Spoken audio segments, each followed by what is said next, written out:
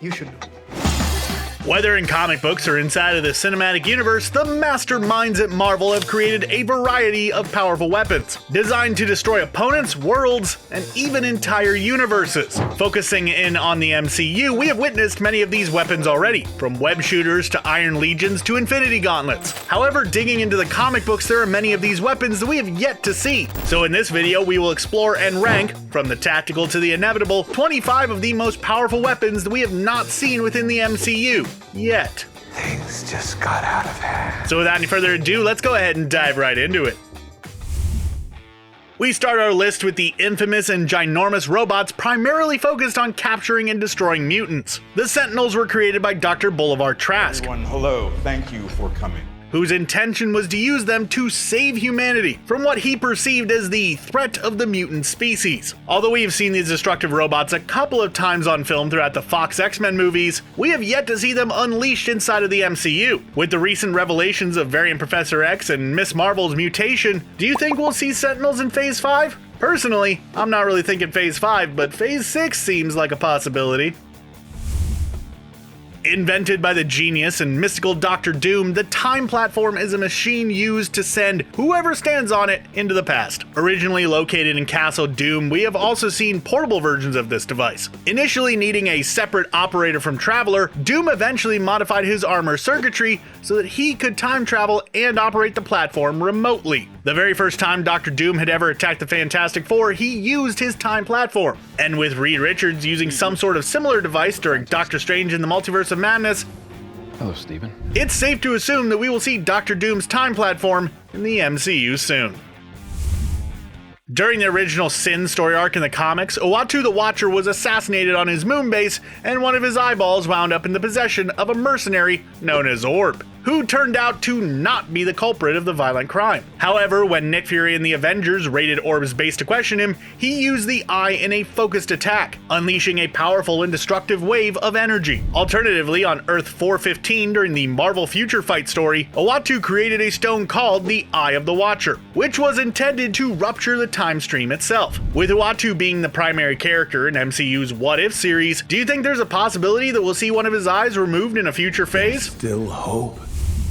Nathaniel Richards of Earth 6311, aka Kang the Conqueror, has assumed many names, forms, and incarnations over the course of time and throughout the multiverse. This is why. Focusing in on one of the earlier of these identities, Kang at one point was historically known as Rama Tut. One of Rama Tut's most effective weapons was his Ultra Diode Ray Gun, a technologically enhanced pistol. On high power, the Ultra Diode Ray was capable of draining its target's strength and powers, knocking them out simultaneously. On low power, the ray gun would sap its target's will, placing them under Rama Tut's control. With the threat of Kang looming in the future of the MCU, it's quite possible that Rama Tut and his Ultra Diode Ray will soon make an appearance as well.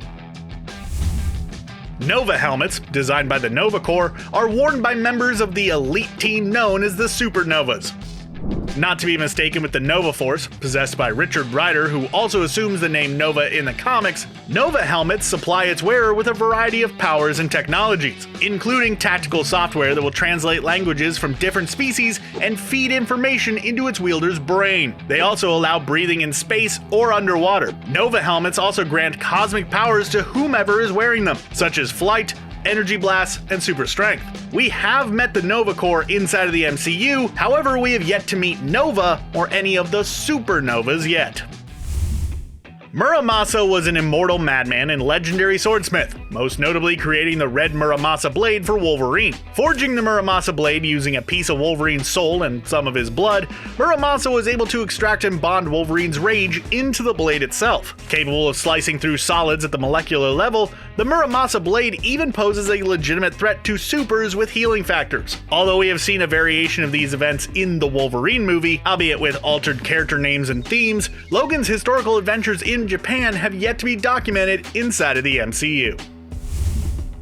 A dwarven forged battle axe composed of Asgardian steel, Jarnbjorn is a legendary weapon proven tried and true through many battles. Originally created for one of the original Valkyries, Thor had also used Jarnbjorn as his regular weapon, long before he obtained Mjolnir. Although Asgard was destroyed, the axe may have been salvaged and kept somewhere in New Asgard. With the imminent threat of Hercules headed to Earth after Valkyrie stole Thunderbolt from Zeus in Thor Love and Thunder, perhaps King Valkyrie will discover this axe while battling with the Olympians in Phase 5 or 6. Speaking of Hercules,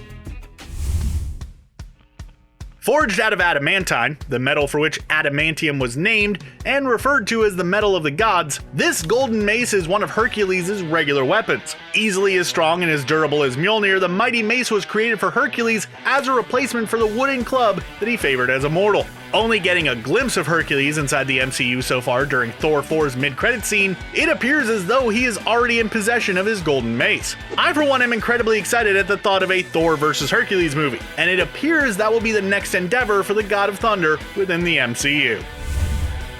Made of an unknown metal and capable of manipulating matter at the molecular level, the evil Eye of Avalon is a powerful and mystical artifact. Originally placed in the care of the Crusader Prester John, the evil eye was thought to have exploded, but had actually shattered into 6 separate pieces, scattering across the universe. Fashioning a piece of the evil eye into a weapon called the Stellar Rod, John would not be the only one to come across his artifact. The dark sorceress Morgan Le Fay had once used the evil eye to resurrect the Fomorian sun god Balor in a battle against Doctor Strange and Black Knight. A version of Morgan Le Fay appeared in the television series Runaways, and perhaps she will return again, officially this time, within the proper MCU.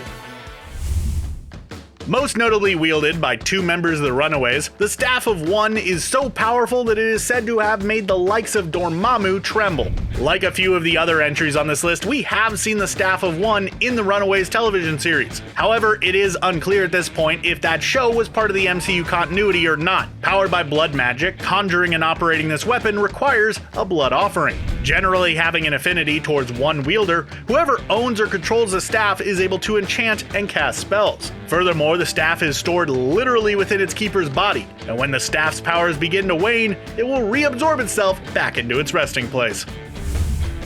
The magical blade known as the Soulsword was constructed out of the life force of Colossus' sister, Ilyana Rasputin, aka Magic. Forging the Soulsword while trapped within Limbo, Magic would eventually rule over that dimension. Used to harm and nullify supernatural, mystic, and magic-based opponents, unfortunately the Soulsword has rarely injured non-magical beings. Nonetheless, when encountering the enchanted and combating against spellcasters, the Soulsword is possibly the most powerful sword in the universe. Again, we have seen a version of Magic and her Soul Sword in the New Mutants. However, as far as we know, that movie remains very strictly non-canonical to the MCU lore. Although, out of all of the Fox X-Men films, that one is probably the easiest one to just tack onto the MCU because it's largely disconnected from those other movies. Sorry, Doctor.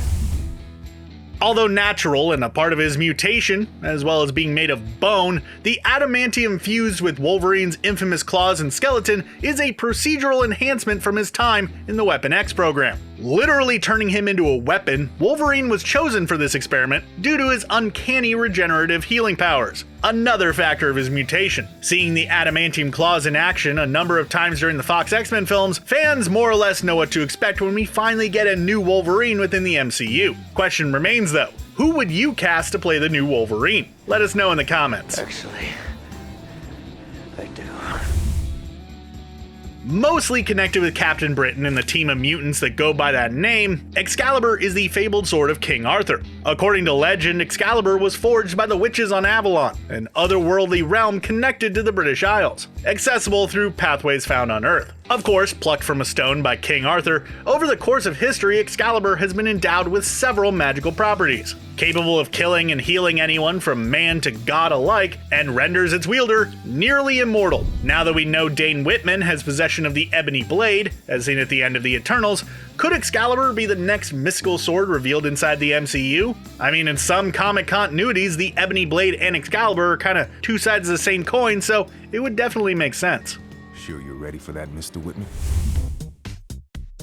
Although it is unclear if Kamala Khan's bangle from the MCU series Ms. Marvel is the same as the Nega bands from the comics, most fans feel they are essentially the same. For the sake of this video and the fact that they haven't been called that by name, we will include both the Quantum and Nega bands on this list. The Quantum bands draw their powers from the Quantum realm, and the Nega band powers have ties to the negative zone. That's pretty simple, right? The Quantum bands supply their wielder with unlimited power, rendering them capable of manipulating energy and enhancing their physiology. Whoever dons the Quantum bands becomes known as Quasar. The Nega bands are transformed relics from the Kree Empire, also supplying their wearer with energy manipulation and cosmic physiology, with the most famous pair of Nega bands being owned by Captain Marvel, though there have been more than one pair that have popped up throughout Marvel Comics history. In the MCU, we've seen the Eye of Agamotto accompany Doctor Strange during a plethora of adventures already. In the comic books, however, the Eye of Agamotto has two other counterparts. Commonly possessed by the Sorcerer Supreme of Earth and the artifact fans are most familiar with, the Eye representing knowledge can possess mystically telepathic abilities. The second Eye, representing power, fell into the hands of the Asgardian dragon Cyttorak, augmenting his strength magically. Lastly, the third Eye of Agamotto's powers remain unknown, as the artifact was lost in time. The evil sorcerer Kulan Goth created a fake version of this eye, using it to scheme and trick people. A special time drive chair created by Kang the Conqueror, allowing him to travel throughout time and space. Kang's time chair is also a formidable offensive and defensive tool when needed. Equipped with advanced laser defensive weapons and a force shield able to withstand powerful blows, the time chair is the key to Kang's mission. Meaning he who remains in Loki, he taught us that Kang is on his way, and will confront Ant-Man and the Wasp during the upcoming Quantumania movie. Created by Dr. Doom, Doombots on occasion have acted as henchmen, focused on targeted attacks and tasks. Generally, all robots that are identified as Doombots are exact physical and mental replicas of the original Victor Von Doom, designed with psionic disguising circuitry and capable of fooling low-level telepaths into accepting them as the real deal. Doombots also believe that they are the real Doom themselves, replacing Dr. Doom when he cannot be present, with speculation circulating online that he may play a role in the upcoming Black Panther Wakanda Forever movie. Perhaps we'll see Doombots inside the MCU sooner rather than later. Produced from a rare synthetic alloy found in the 40th century, Kang the Conqueror's armor is neurokinetic, meaning it responds to Kang's subconscious thoughts. Though Kang has no powers himself, his armor endows him with the equivalents of superhuman abilities. You really hope to defeat me by throwing rocks at me? With Kang being the next Thanos-level threat in the MCU, it's only a matter of time before we see his armor in action against Earth's mightiest heroes.